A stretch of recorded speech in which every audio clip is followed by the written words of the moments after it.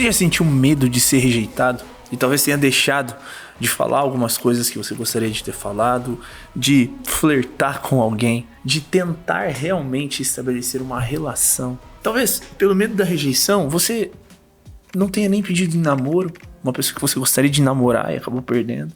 Ou em casamento, uma pessoa que lá no fundo você sabia que era certa pra você, mas algo te travava. Um medo, uma sensação de: será? Será que eu consigo? E se a pessoa disser não? Esses tempos atrás, eu tava analisando alguns vídeos, alguns takes, enfim. E um desses takes era sobre um cara que havia pedido a namorada em casamento num saguão de aeroporto. Então ele ajoelhou, marry me, e ela responde ele com I'm sorry, e vira as costas e sai. E o mais legal desse vídeo foi o que acontece depois, né? Porque daí vem outro homem, levanta ele, bate na mão, dá um abraço, fala: cara, isso aí mesmo, né? Falou inglês, né? That's okay, enfim. E aí, tipo, acaba o vídeo. E assim, às vezes a gente tem essas sensações internas, né? De, putz, e se eu for rejeitado? Seja num flerte, seja numa conversa, seja por uma fala dentro de um grupo específico de pessoas, seja na transição entre a ficada e o namoro, entre o namoro e o casamento. Há um antigo sócio meu que ele relata, quando ele foi pedir a esposa dele em casamento, ele pediu no escuro, porque ele não sabia qual seria a reação dela. E eles já tinham anos de namoro, enfim. Era um casal completo, né? Um casal bom, um casal que tinha tudo pra casar de fato. Só que lá dentro dele, essa sensação imperava, esse receio. E sabe o que acontece? O que combate de fato o medo da rejeição é a nossa capacidade de amadurecer. Olha que coisa bela. Quanto mais maduros nós vamos ficando, mais essas sensações de rejeição, elas vão ficando distantes de nós. Como se no fundo eu começasse a perceber, você começasse a perceber que nós somos mais do que um momento ruim. Assim também é na vida financeira. Muitas vezes nós colocamos a nossa identidade de um modo completamente conectado ao nosso saldo bancário. Como se eu tivesse dinheiro, eu fosse uma boa pessoa. E se eu não tivesse dinheiro, eu fosse uma pessoa horrível, não confiável, essas coisas todas. Eu, por muito tempo, fiz isso. Até que em um determinado momento da minha vida, eu sabia que eu estava sendo melhor. Eu sabia que eu estava evoluindo, que eu estava crescendo. E o meu saldo bancário estava muito ruim. E ali uma crença foi desfeita. Falei, poxa, eu não sou o meu saldo bancário. Então, às vezes, as associações que a gente faz, elas não são adequadas ao tipo de estrutura que nós desejamos trazer para a nossa vida. O que eu quero te dizer com isso? Que de fato, os acontecimentos não definem quem nós somos. Mas a maneira como muitas vezes nós lidamos com os acontecimentos, sim, às vezes, nós precisamos de alguns tombos para que possamos levantar mais fortes. A dor molda a nossa personalidade, molda o nosso amadurecimento, molda a nossa vida. E se nós soubermos usar isso de uma maneira positiva, a vida fica muito diferente. E lembra que eu te falei? Quanto mais a gente amadurece, em outras palavras, quanto mais eu vou aprendendo a lidar com as dores da vida, aguentando os fardos, buscando me tornar alguém melhor, buscando crescer, buscando evoluir, buscando amadurecer, quanto mais eu vou fazendo isso, lidando mesmo com as dificuldades, mais eu vou construindo um senso de identidade sobre quem eu sou. E esse senso de identidade, aos pouquinhos, ele vai se tornando cada vez mais forte, quase inabalável. E então, quando acontece algo, eu não me perco, porque uma determinada situação deu errado. Eu continuo sendo eu, continuo amadurecendo, eu continuo realmente disposto à construção de uma vida digna. E isso tudo molda você, molda a sua personalidade e molda o seu futuro. Como no amor. Talvez você tenha errado 10 vezes, 20 vezes, 30 vezes. Talvez você não tenha sido uma boa pessoa em grande parte dos seus relacionamentos. Mas veja, no amor você só precisa acertar uma vez. Não importa se você errou 54, você só precisa acertar uma. E nesse contexto, sabe o que é muito importante? Muito importante mesmo. Você jamais olhar para uma pessoa e dizer assim: você nunca vai mudar. Você nunca vai ser alguém melhor. Você nunca vai ser isso. Você nunca vai ser aquilo. Porque isso é impossível de se dizer. Na verdade, é uma ação diabólica. Porque você está reforçando na cabeça de alguém a ideia de que ele nunca vai poder ser melhor, ele nunca vai corrigir um determinado trauma, uma determinada dor, nunca. E não é possível dizer nunca, as pessoas mudam. Algumas pessoas não mudarão? Não. Mas elas terão a oportunidade de fazer isso. E outras tantas mudarão. Isso significa que eu deveria, entre aspas, né, tolerar qualquer coisa dentro de um relacionamento em busca de um futuro incerto sobre o que o meu parceiro pode vir a ser? Não, você pode ir embora e seguir sua vida, só que não, você não tem o direito de olhar para alguém e falar assim, você nunca vai mudar. Pode ser que mude, pode ser que não. Quem vai saber? A pessoa e Deus. E talvez lá no futuro ele encontre alguém para ser tudo aquilo que ele não foi com você. E é uma ação invejosa você não querer que seja assim. Por que ele é tudo com ela que ele não foi comigo? Ora, porque os tempos são diferentes. E você também seguiu a sua vida, agora vai começar a invejar o outro. Mas enfim, não é para isso que a gente tá aqui nesse momento, né? A gente tá aqui para falar sobre rejeição. E voltando ao tópico central do nosso vídeo, como é que você então lida com a rejeição? A gente já entendeu que uma das soluções que eu tenho para minha rejeição é eu vou me desenvolvendo, eu vou crescendo, eu vou criando um mecanismo dissociativo entre aquilo que eu sou e o que me acontece. Eu não sou necessariamente o que me acontece. Eu vou continuar sendo independente do que aconteça. E eu posso usar essa dor sentida em uma determinada circunstância para crescer mais ainda. Para me tornar alguém ainda melhor. Mas e agora? O que eu faço? Eu ainda não tô maduro pra caramba. Eu ainda não tô forte o suficiente para lidar com as rejeições. Bem, olha só o que você me disse. Eu ainda não estou forte o suficiente para lidar com as rejeições. E quando você me fala isso, logo na minha cabeça eu penso, então nós precisamos nos tornar mais fortes. Como nós nos tornamos mais fortes? Corpo. O primeiro mecanismo para você conseguir lidar melhor com a sua rejeição é você ficar mais forte e seguro de si. E essa força, essa capacidade nasce, muitas vezes, à medida em que você vai desenvolvendo uma constância. Você vai se tornando constante nos seus treinos. Você aprende a comer, você aprende a treinar. Você vai fazer o seu cardio depois do treino. Quando você inicia esse processo de mudança física, existe todo um contexto que muda quimicamente dentro de você. Você começa a estimular a produção de neurotransmissores adequados. Dopamina, serotonina, ocitocina, GABA, noradrenalina. E esses neurotransmissores fazem com que você se sinta bem. Se eu me sinto bem, ora, vamos usar um termo que não é tão bom assim, mas vai fazer sentido para você. Se eu me sinto bem, eu fico mais empoderado. Parece que meu dia rende melhor. Parece que eu tô mais firme, mais forte, mais focado. Quando você vai treinar, na saída do treino, a sua sensação tem que ser, cara, meu dia vai ser bom. Consegui treinar a perna. Né? Então, treinou, comeu certo. É um grande passo para que você possa restaurar a sua autoestima. Se sentir bem. Se você se sente bem, logo você começa a perceber que você não precisa de alguém para se sentir bem. Você não precisa de uma opinião alheia para se sentir bem.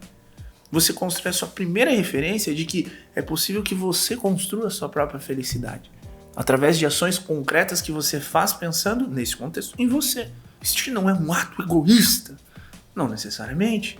O amor próprio é a primeira instância do amor de Deus em nós. E o que é o amor próprio? O amor próprio é a capacidade que você tem de viver para reconhecer quais são os seus valores centrais, construindo uma filosofia de vida, um conjunto de ações, um conjunto de hábitos, de comportamentos, de crenças que te acompanham ao longo da sua vida. E como é que você desenvolve tudo isso? Modelando os seus hábitos, construindo hábitos saudáveis, que façam com que você passe a perceber o que é de fato importante para você, o que te faz bem, o que faz parte de quem você é, o que faz parte da potência do seu ser. Você tem uma potência de ser, você não nasceu por acaso, você nasceu para ser algo. Só que você precisa muitas vezes de ações concretas que te conduzam a este destino. E muitas vezes essas ações concretas começam com um treino. Você vai treinando e você vai se tornando alguém mais disciplinado, alguém mais focado, alguém mais concentrado, alguém mais forte. E todas essas características que são essenciais, entre aspas, à boa semeadura, porque são princípios de virtudes, fazem com que você se aproxime daquilo que você pode vir a ser. Pensa que o seu maior potencial, que o seu eu, né, que aquilo que você tem que ser, é uma árvore. Só que para essa árvore nascer e ser cultivada, ela precisa de sementes. As boas ações, os bons costumes, etc., são sementes que você joga. E o cultivo a essas boas ações, com constância, que formam os seus hábitos, são a espécie do regar dessas sementes. Então, beleza, você vai cuidando do seu corpo, você vai se sentindo bem, você vai percebendo que você não depende de outras pessoas para se sentir bem. Consequentemente, você começa a perceber que se você foi rejeitado, tá tudo bem. Por quê? Porque você não precisa necessariamente daquela validação, daquele apoio. Você construi uma referência neurológica. Poxa, eu consigo me sentir bem mesmo que as pessoas não me aprovem, não me validem, não estejam comigo. E se eu posso te dizer uma coisa, sendo muito sincero com você, o caminho de sucesso em muitos momentos é solitário. Seja o sucesso na vida amorosa, seja o sucesso na vida profissional, é solitário. Porque imagina, você vive dentro de um contexto que você está infeliz. Muitas das pessoas que vivem dentro desse contexto com você pensam como você pensa. Uma vez que você coloca um basta nessa situação, você fala, eu não quero mais isso pra minha vida, o que você começa a buscar? Você começa a buscar referências para mudar a sua vida. Você vai fazer curso, você vai fazer mentoria, você vai buscar vídeo no YouTube, você vai fazer tudo isso. Concorda comigo? Então você vai buscando esses processos. À medida que você busca esses processos, o que é que acontece? O seu jeito de pensar vai mudando. Então esse grupo aqui com o qual você se identificava, você já não se identifica mais tanto. Só que até você chegar num outro grupo com o qual você se identifica com base nas suas novas crenças, convicções, enfim, existe uma estrada. E essa estrada, muitas vezes, é uma rota solitária, sombria, onde existe vontade de existir. Só que justamente nessa ruptura, encarando muitas vezes a solidão, as críticas, as adversidades, que você percebe que você consegue viver bem só. Não no sentido de, nossa, eu vou ser sozinho para sempre, mas no sentido de, beleza, não é isso que eu quero e eu consigo lidar com essas críticas porque eu tenho convicção de como eu vou construir o meu futuro, o que eu desejo no futuro. E você meter o shape mesmo, ir pra academia, treinar, ter constância, disciplina e tudo mais, ajuda demais. É você não precisar de ninguém nesse contexto para seguir a sua vida. Quer aprender a lidar com a rejeição? Vai treinar. Vai comer certo. Você precisa se olhar no espelho e falar, tá top. O seu corpo, em muitos contextos, também é um reflexo do que existe dentro de você. Eu não estou dizendo, nossa, você tem que ser um modelo fitness. Você tem que ter uma barriga de tanquinho. Até porque existem muitas pessoas que têm um corpo muito bom e mais forte, mais entroncado. Treinam muito bem. Tem levantador de peso. Pega os homens mais fortes do mundo. Vê lá se eles têm um estilo tanquinho. É outra fisionomia. Que dá tanto trabalho quanto você virar, sei lá, modelo fitness. Então não pensa bem no tanquinho. Não tô dizendo que você não pode ter, você pode ter. Mas não é necessariamente sobre isso. Esse é um ponto. Segundo ponto. Agora imagina. Você tá treinando, tá forte, consegue se sentir bem, né? Consegue entender todo esse movimento. Tá ganhando peso, tá ganhando força. O corpo tá melhorando. Né? Consegue olhar pro espelho e falar, cara, meu corpo tá top. Agora vamos pro segundo ponto. Qual é o segundo ponto? Você sabe quem você é? Sendo bem sincero com você. Quem é você? Uma das teorias que eu mais gosto para definir identidade é a teoria do Jung. O Jung, resumidamente, fala o seguinte: você foi feito para ser feliz. Só que a felicidade é consequência de um propósito. Então, à medida que eu executo aquilo que eu nasci para executar, eu me sinto feliz, realizado. Ok, e como que eu encontro meu propósito? Aí o Jung diz, você precisa entender quem você é. Quando você entende quem você é, você percebe o conjunto de possibilidades que está disponível para você ser. Coisas para você fazer. E a partir da realização dessas coisas, que cabem num conjunto de possibilidades sobre quem você é, você se sente realizado, feliz. Então eu defino quem eu sou. Isso naturalmente me mostra um conjunto de possibilidades. Então eu percebo que eu tenho algumas afinidades. Eu executo e eu encontro essa sensação. Esse estado de espírito. Agora, quem eu sou? A sua identidade é revelada pela maneira como você interage com o caos.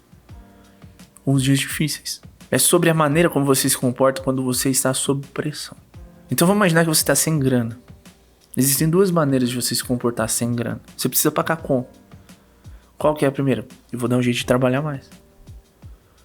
Eu vou dar um jeito. Eu vou fazer acontecer. Eu vou me ferrar um pouco aqui. Vou atrasar talvez umas contas aqui ou ali. Mas eu vou continuar buscando soluções. Soluções honestas e íntegras. A segunda forma, por exemplo, é eu vou roubar. Eu vou desviar dinheiro. Concorda comigo que são 2 comportamentos aplicados a um contexto. Em um contexto, você perpetua a sua honestidade, você perpetua quem você é, você realmente vai criando mesmo uma força real. Você vai se tornando forte, aprendendo a lidar com as dificuldades da vida.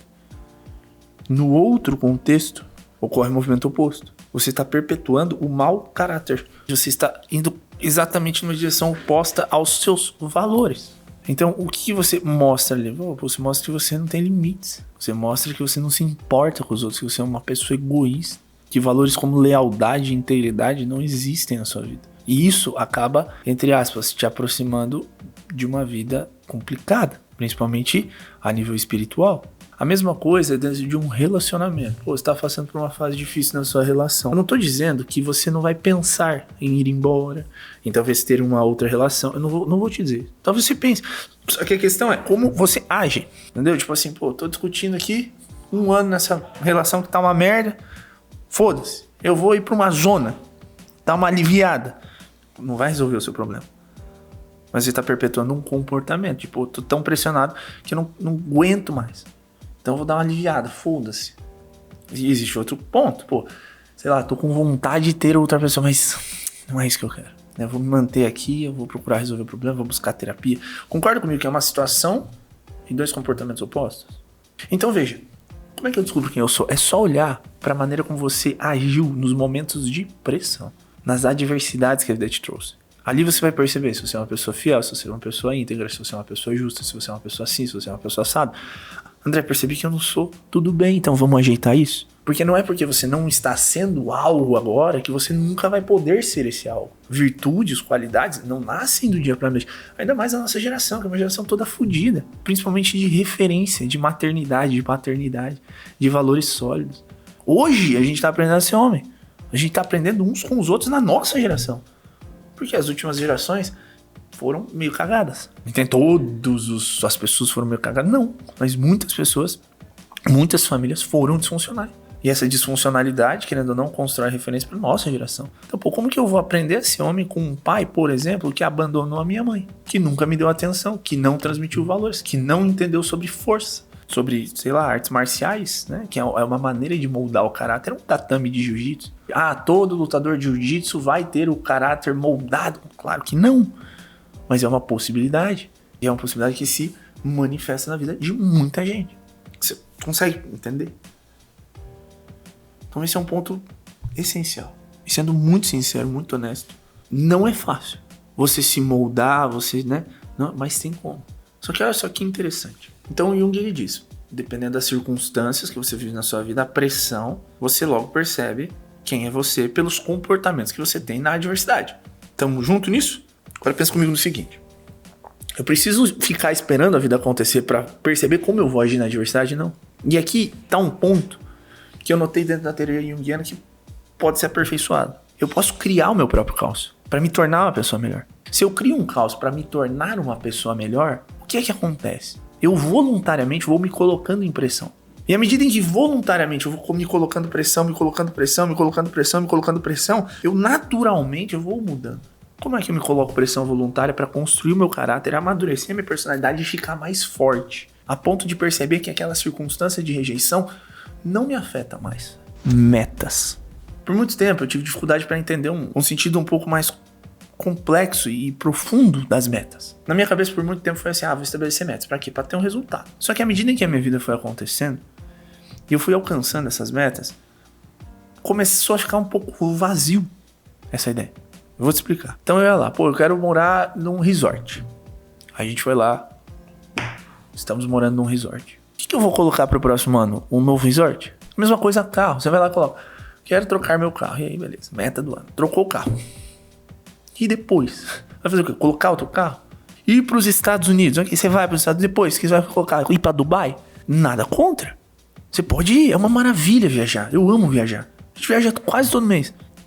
Mas o que eu quero que você entenda? Que se eu vejo a matéria pela matéria, se eu coloco as metas simplesmente como uma referência material, eu tô perdendo o mais importante delas, que é o processo que me leva até um resultado.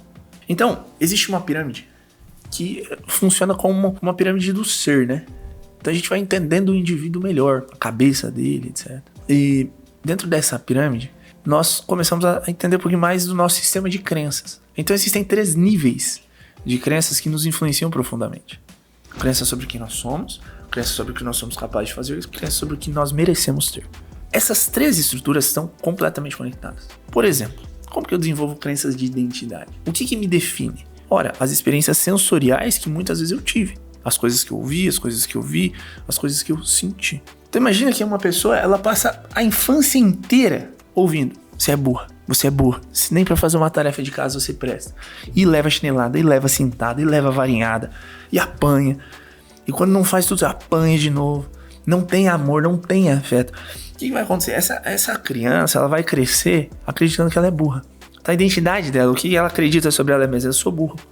Porque ela foi tão estimulada a imaginar que ela não prestava pra nada, que agora ela acredita que ela não presta pra nada, que ela é burra. Essas crenças, elas se desenvolvem pela repetição. Então assim, você vai ouvindo: você é burra, você é burra, você é burra, você é burra por muito tempo, pela repetição, ou pela intensidade: você é burra, e varinhada. Você é burra, sentada. Você não faz nada que presta, e tapa. Entende? Então, a identidade da pessoa está vinculada às experiências que ela teve. E ela cresce. E adquiriu aquela identidade: eu sou burra. O que uma pessoa burra faz? Qual a capacidade de uma pessoa burra? Fazer burrice. Então, parece que aquela pessoa só faz cagada. Então veja como a identidade dela é validada pelos comportamentos que ela tem. Então o que eu sou capaz de fazer? Burrice. Por quê? Porque eu me sinto burra. Então se eu não mudo a identidade, as capacidades também não mudam. E consequentemente, se eu sou burro, só faço burrice, o que eu me sinto merecedor de ter? Nada. Porque o sentimento é: meu Deus do céu, eu não mereço nada mesmo. Só faço cagada. Olha que loucura. Então essas crenças, elas nos influenciam. E quando nós pensamos em metas, em resultados, etc., o que a gente precisa entender? Que o que nós temos, muitas vezes, é consequência daquilo que nós nos tornamos. Das crenças que nós desenvolvemos sobre nós mesmos. Então, para que serve uma meta? Para te ajudar a ser o que você ainda não é. O resultado é, sei lá, o Porsche na garagem. Ou sei lá também, ter uma renda ali extra, né, todo mês de R$2.000 a mais. Tá difícil aqui viver só com 4, 5 mil reais. Se tivesse uma rendinha aí, são uns 2.000 a mais, nossa, ia me ajudar tanto. E realmente, para a maior parte dos brasileiros, R$2.000 faz uma bizarra diferença no mês. O problema é que a gente vive muitas vezes numa bolha, que é a bolha do Instagram. Então no Instagram todo mundo é rico. No Instagram todo mundo faz viagem internacional. No Instagram, cada lançamento é 8 em 7. Não é assim. Essa é a realidade da bolha do Instagram. Agora o Brasilzão mesmo, fora do Instagram, é muito maior do que isso. É muito diferente disso. O digital, ele potencializou ganhos, com certeza. Se eu não me engano, é o mercado que mais cresce no mundo, é o mercado online. Um ano ruim do digital cresce 30%, segundo dados que a gente adquiriu num curso agora que a gente fez. 30%, ano ruim do digital. Essa é a taxa de crescimento de um ano bom no mercado imobiliário. Você percebe que loucura? Então, o pós-pandemia do digital realmente construiu um processo de riqueza e aquisição de valores muito alta mesmo, ok? Então isso precisa ficar claro para vocês. Agora voltamos às metas, né? Se a meta tem como função me moldar para adquirir um resultado, o que significa? Que o processo para alcançar aquele objetivo me transforma. Ora, se eu quero mais dinheiro, eu preciso me tornar mais capaz de fazer dinheiro.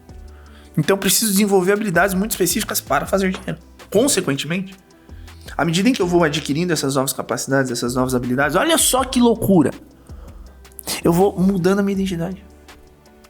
Porque para adquirir essas novas capacidades, eu vou precisar de novos comportamentos. Nos momentos de adversidade. E lembra que o que constrói a nossa identidade é como nós lidamos com o caos? Então, por exemplo, ok, preciso de uma renda extra de R$2.000 a mais. O que eu preciso fazer? Eu preciso estudar sobre internet. Sobre análise de perfil. Análise de perfil é uma carreira que só vai crescer na internet. Principalmente de Instagram, você vai ver. Na verdade já tá crescendo, né? Mas vai ficar ainda mais sólido. As pessoas querem ser interessantes, entendeu? Na mídia digital. Só que alguém precisa ensinar elas como que elas podem se postar pra se portar pra ser interessante. Um perfil interessante ganha mais dinheiro, ganha mais seguidor, né? Interessa a mais pessoas. Imagina, beleza. Preciso me tornar um analista de perfil. Como? Preciso procurar alguém que saiba como tornar um perfil interessante e fazer o curso da pessoa. Aí você vai lá, beleza, ok. Então R$2.000, ok, vou ter que comprar esse curso, beleza. O curso, sei lá, sai uma parcela de R$100 e poucos por mês, ok. Colocar as minhas finanças, parcela em 12 vezes. E agora preciso fazer o curso. Veja, O fato de você colocar o seu dinheiro no curso já é um comportamento que muitas vezes você não tem. Então você já vai ter que, tem uma conta a mais pra pagar. Tá, mas eu tô no limite financeiro, mas mesmo assim eu vou investir, porque isso aqui, se eu não fizer, talvez eu fique pra sempre preso onde eu tô. É muito aquela ideia, dinheiro se faz gastando, tá? Você não capta grandes quantidades economizando, você gastando, só que você gasta certo pra adquirir capacidades que te permitam ter mais volume de caixa, fazer mais dinheiro. Entenda isso? A pessoa vai lá, compra um curso, já é desconfortável, ela tá tendo um comportamento que ela não teve. Ora, isso afeta a identidade. Por quê? Porque eu tô me tornando mais corajoso. Eu tô arriscando o meu bolso. Aí você percebe que você vai ter que estudar aquele curso. Só que a sua rotina é toda comprometida. Casa, filhos, esposo, esposa. Ou às vezes, né, criando os filhos sozinho, sozinha. Não é fácil. Chefe reclamando, tendo que fazer horários. Que horas que eu vou estudar? Que horas que eu vou treinar? Aí você começa a entender que, você ganha pouco. E você tá dormindo 9 horas por noite. Sendo sincero, é muito tempo pra quem tá ferrado financeiramente. Então o que você faz? Poxa, eu tenho que acordar mais cedo. Eu vou ter que dormir mais tarde pra estudar no final da noite. Eu sempre indico acordar mais cedo, porque à noite você já tá cansado. Os gânglios da base, né, que são as estruturas responsáveis pelos esforços que você faz todo dia, já estão mais limitados, né? Você às vezes não consegue mais fazer. Muito cansaço. Então você decide acordar mais cedo. Acordar mais cedo não é fácil. Mas mesmo assim você vai, coloca o despertador. Bate função soneca, acorda na segunda. Ok, já venceu um pouquinho. Aí no outro dia bate uma função soneca, bate outra, acorda na terceira, já venceu de novo. Na terceira, acorda na primeira vez. Então veja, você está criando um novo comportamento. Uma disciplina que antes você não tinha. Você está se tornando mais disciplinado. Tudo isso para quê? Para ter um resultado. Mas você concorda que o processo está mexendo com você? Está te tornando alguém diferente? E é ali que você vai entendendo quem você é. Você é exatamente os comportamentos que você consegue ir repetindo, até que eles se tornam princípios de construção de virtudes, e aquilo vai te definindo. É só isso que te define? Não. Mas sob uma determinada ótica, isso ajuda demais no seu processo de definição. E aí, eu vou ficando mais forte, eu vou entendendo que eu sou mais do que eu era antes. E se eu sou mais, eu me sinto mais confiante. Eu executo melhor. Dói isso? Dói. Não vai ser fácil. A transformação dói. Mas ela te faz uma pessoa muito diferente. Consegue entender? Então eu vou me tornando mais sólido. Vou me moldando, vou me tornando alguém diferente. E aí? Olha, minha identidade é afetada. Consequentemente, eu começo a perceber que a vida é um pouco diferente daquilo que eu imaginava. Que eu sou independente do que eu tenho. E que eu ter é uma consequência do ser. Então, à medida que eu vou me tornando melhor, eu vou tendo coisas melhores. Isso inclui relacionamentos. E aí, conforme você vai meio que se ferrando na vida para construir um futuro melhor, desenvolvendo virtudes, algumas coisas começam a não te conectar mais. Uma delas é a opinião dos outros. Você fala, caramba, tô me ferrando tanto, né? A pessoa dormindo até 10 horas da manhã sem trabalhar direito, quer meter o fedelho na minha vida. Ah, foda-se. É exatamente isso que acontece no seu interior. Você fala, foda-se, caguei. Ah, mocinha não quer namorar, só me enrola, não quer mais sair comigo. Foda-se. Vai pro próximo. Então é aquela capacidade de realmente dizer foda-se. De coração limpo e em paz. Então o que você precisa para lidar com a gente são metas? E o terceiro e último ponto. Tá treinando, construiu suas metas, construiu rotinas organizadas para concretizar aquelas suas metas. Qual que é o terceiro ponto? Encher a sua agenda de coisas para fazer. E assim, coisas que sejam realmente úteis à vida que você quer viver. Tá treinando, tá trabalhando, tá estudando. E aí? Será que cabe um segundo treino no meu dia? Será que cabe mais horas de estudo? Será que, vez por semana ali eu não posso sair com os meus amigos? Vai muito de você. Só que tua agenda tem que ser cheia. Viver uma vida ocupada é uma delícia. O problema é que às vezes as pessoas se ocupam com coisas completamente equivocadas. Nossa, eu vou encher minha agenda aqui de videogame pra jogar. Olha que incrível. É diferente, na segunda-feira eu tô fazendo inglês. Na terça-feira comecei o jiu-jitsu. Na quarta-feira eu vou dar um break aqui para estudar um pouquinho mais. Na quinta-feira, além de todas as responsabilidades que eu tenho do dia a dia, eu ainda preciso levar a minha filha para um compromisso dela que toda quinta-feira ela faz. E na sexta-feira, tem minha filha, vou ficar com ela. Um exemplo. Então assim, tem que estar organizado, tem que estar cheio de coisas para fazer. Coisas que vão te tornando mais interessantes com o passar do tempo. Coisas que vão gerando valor pra sua vida. Hobbies. Entende? É claro que pra tudo isso precisa de dinheiro. Mas tem coisas que, sendo bem sincero, custa muito pouco. É que às vezes a gente aceita uma vida tão medíocre, ganhando R$2.000 por mês, R$3.000 por mês, que a gente perde a ânsia de querer ter hobby. Por quê? Porque o hobby é caro. Beleza, mas então o que você precisa estudar mais pra ganhar mais dinheiro? Pra quê? Pra realizar esses hobbies e também ir se transformando à medida que o processo vai acontecendo. Tendo seus momentos de usufruir, né, o tempo todo, não. E esses hobbies, comumente, também são coisas bem úteis, assim, a lapidação do seu eu interior. O que você acha da gente ajustar isso? O que você acha da gente começar a treinar firminho, comer certo, estudar a partir da construção das nossas metas e buscar processos que nos permitam chegar lá, né? Ou seja, o estudo, e encher a agenda. Eu tenho certeza que esse seu medo de ser rejeitado vai ir diminuindo cada vez mais. Você só precisa se permitir construir uma vida muito diferente. Agora é com você. Se cuida, fica com Deus e eu te vejo no nosso próximo vídeo.